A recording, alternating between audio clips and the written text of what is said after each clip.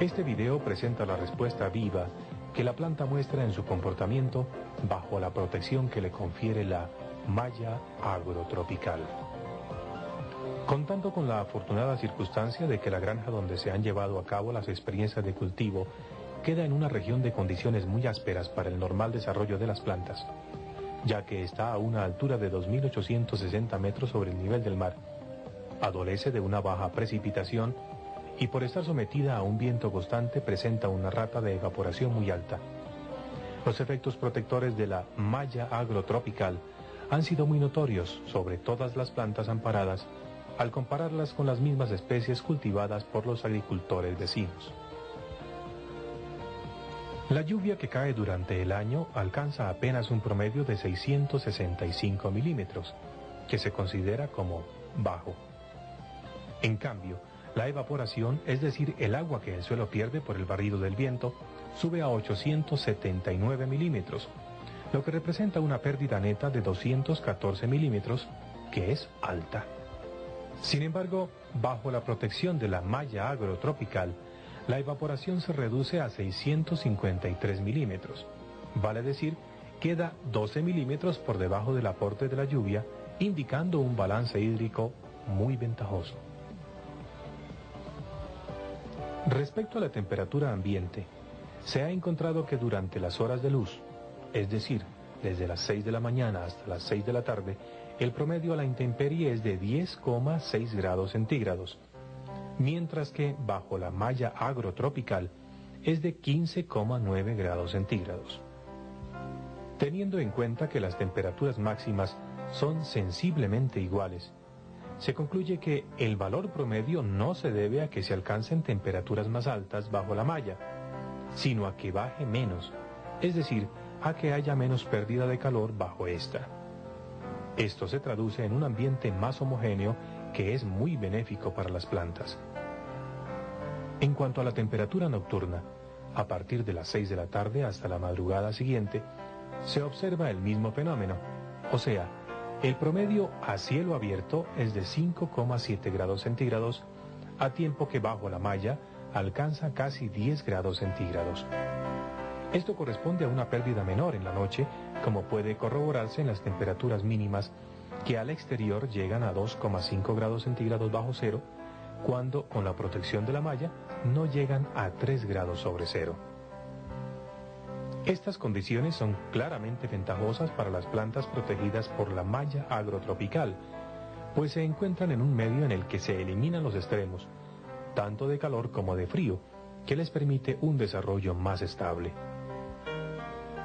Otro factor que hace más notorio el efecto específico de protección de la malla agrotropical sobre el comportamiento de las plantas, en el caso particular de la granja experimental actual, es que el suelo en donde están sembradas es una arcilla sin estructura, vale decir que a las raíces les es muy difícil desarrollarse en él. Aunque hay clara conciencia de este inconveniente, la preparación física del suelo se ha reducido a labores mecánicas muy moderadas, con herramientas manuales o entre cosechas, arado y rastrillo de tracción animal. En cambio, se ha buscado aprovechar el efecto natural de las plantas espontáneas, o malezas, que con sus propias raíces y su cobertura del suelo propician una actividad biológica que poco a poco va formando una buena estructura. Desde la iniciación del programa se han venido efectuando análisis físicos, químicos y biológicos del suelo con el fin de conocer su evolución. Estos han demostrado que las condiciones son deficientes, al tenor de la ciencia clásica del suelo. A pesar de esto, no se ha hecho tratamiento alguno al suelo para corregir la situación. Se ha enfocado la atención a las plantas directamente, suministrándoles una fertilización completa y balanceada por medio de aplicación manual, individualizada y oportuna. Los resultados han demostrado ampliamente que este tratamiento ha permitido a las plantas desarrollarse plenamente, crear sus propias defensas contra enfermedades y predadores y alcanzar óptimos resultados.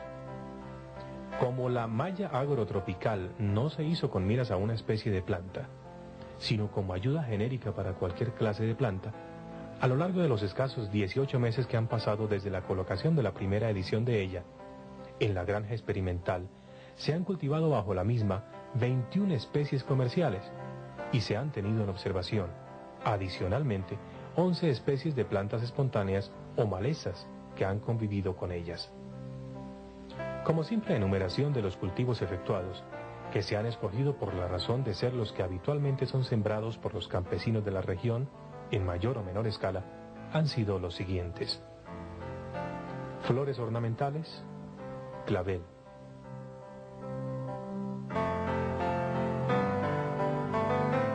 solanáceas, papa y tochuva;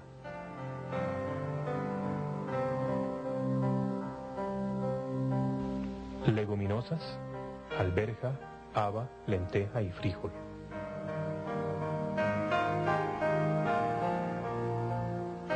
cereales, trigo, cebada, avena y maíz;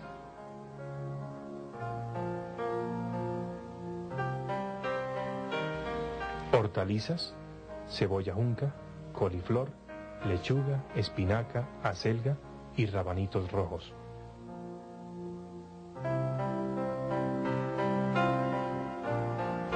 forrajeras, raigrás y alfalfa.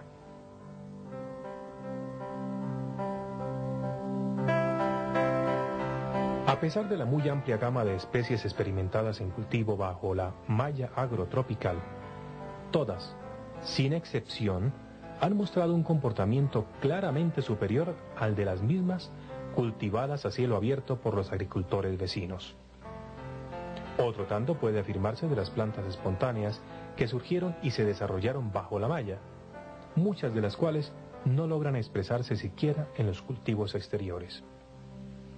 A manera de ejemplo se presentan a continuación los casos comparativos de las especies más comunes cultivadas en la región. Leguminosas. Las más habituales son alberja y haba. Alberja. Se han realizado ya 3 cultivos consecutivos con semillas compradas en la plaza de mercado de algunos de los pueblos vecinos, y en todos los casos los resultados han sido muy satisfactorios.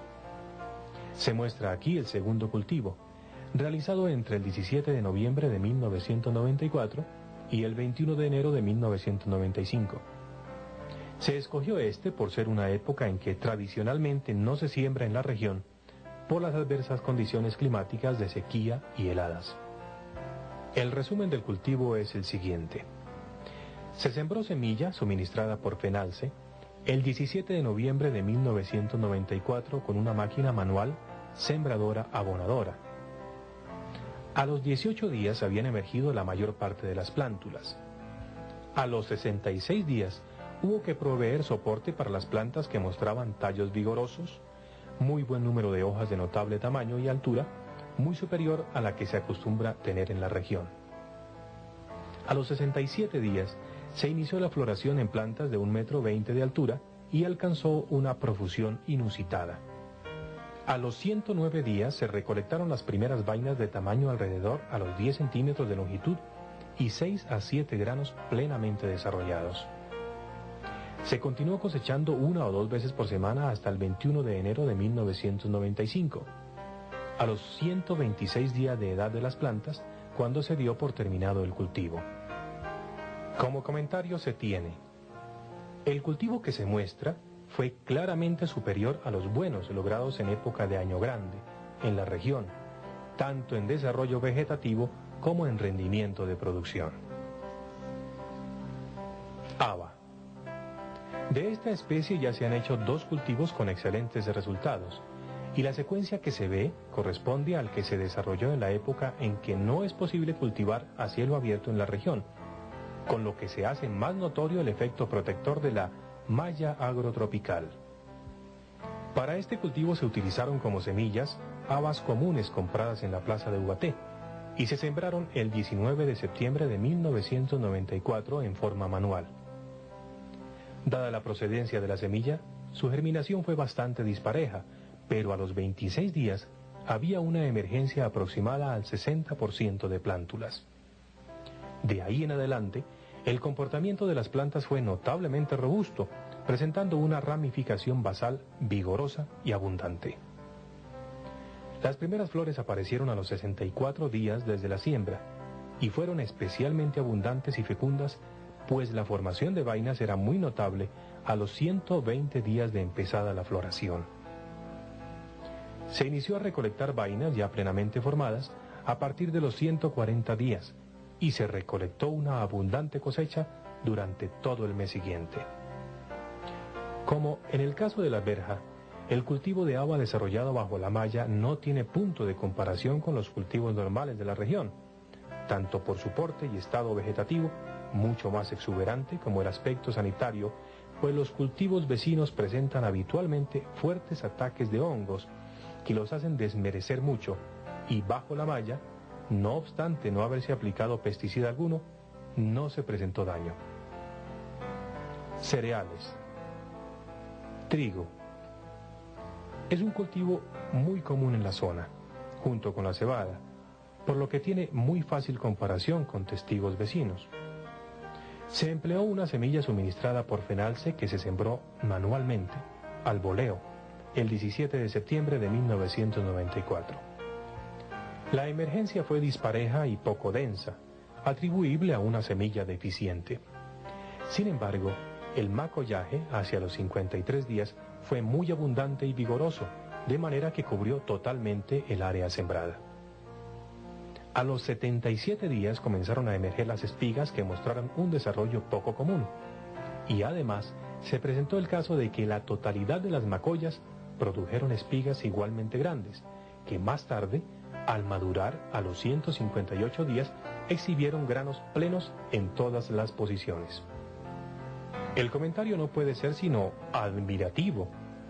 No hay en el recuerdo de los agricultores de la zona caso alguno que se asemeje a lo logrado en este cultivo bajo la malla agrotropical. Maíz. También en este caso se empleó semilla suministrada por Fenalce, que se sembró el 8 de octubre de 1994 con sembradora abonadora manual, en eras de 80 centímetros de ancho, colocando 3 filas por era. La emergencia fue buena y pareja a los 12 días de la siembra. A los 35 días mostraba ya 6 hojas grandes y un tallo robusto, continuando luego un desarrollo exuberante que llevó a las plantas a una altura promedio de 1,70 m antes de iniciar la floración. Se inició la floración masculina a los 98 días, quedando coronadas todas las plantas con su penacho floral a los 113 días, cuando comenzó a aparecer la floración femenina con 2 y 3 presentaciones por planta. Las mazorcas empezaron a cosecharse a los 165 días. El comentario respecto del maíz es también el de un comportamiento netamente superior a lo usual en la región, tanto por el porte y tamaño de las hojas, como por el número de mazorcas logradas por planta.